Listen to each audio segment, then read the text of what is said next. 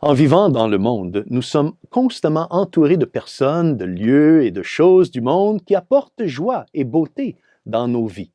Cependant, dans l'Évangile d'aujourd'hui, nous allons être avertis par le Seigneur de toujours garder les yeux sur le ciel et notre espérance en Dieu.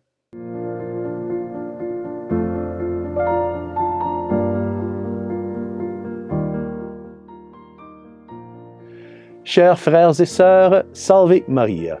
L'Évangile d'aujourd'hui nous est présenté par Saint Marc, chapitre 12, versets 18 à 27. Or, la question de la vie après la mort a toujours intrigué les gens depuis le début des temps. Ceux comme vous et moi qui croient en Dieu et qui sont catholiques croient en la vie après la mort. Nous croyons en la résurrection. Les athées et les humanistes ne croient pas, eux, à la vie après la mort. Or, à l'époque du Seigneur, certains qui croyaient au Dieu d'Israël croyaient aussi à la vie après la mort.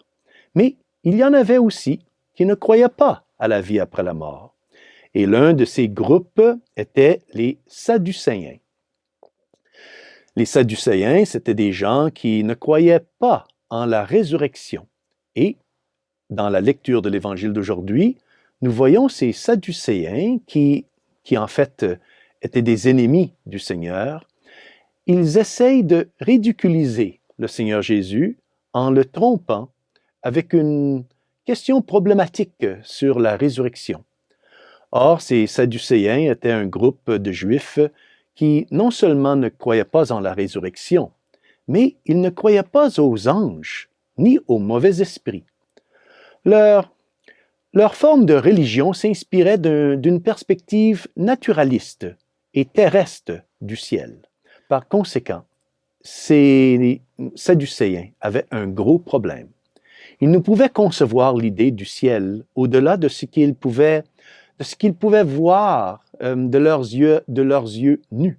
Pour eux, le ciel était une bonne vie sur la terre, ou simplement une sorte de continuation de la vie terrestre.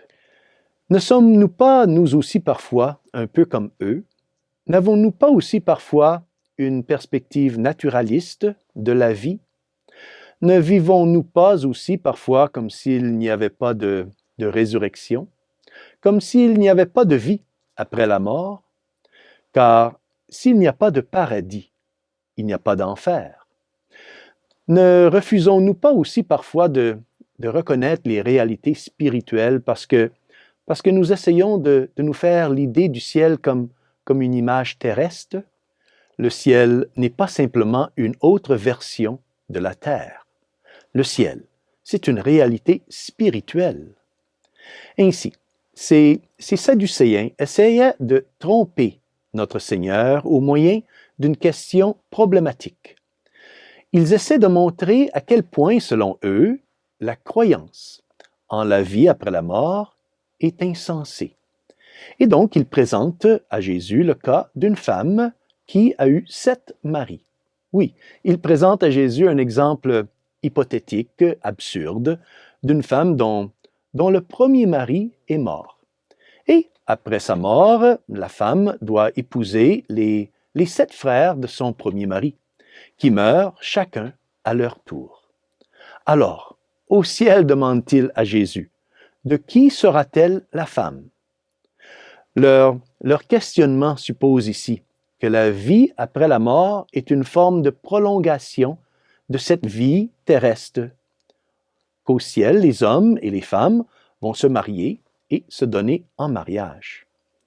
Mais alors, Jésus les réprimande, il les gronde pour leur manque de foi, et Jésus s'exclame: « N'êtes-vous pas en train de vous égarer en méconnaissant les Écritures et la puissance de Dieu? »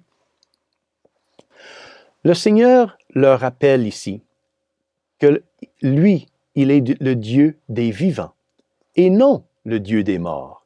Et le Seigneur leur dit qu'au ciel, nous serons comme des anges qui ne se marient pas et qui ne sont pas donnés en mariage.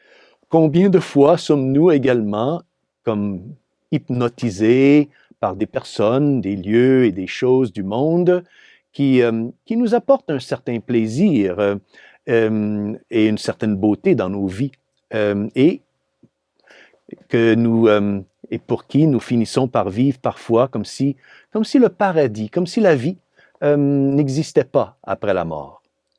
N'oublions-nous pas que parfois que notre destination ultime, c'est le ciel. Notre destination, c'est le paradis. Dans l'Évangile d'aujourd'hui, Jésus nous invite à aspirer aux choses qui viennent d'en haut et non aux choses qui viennent de ce monde.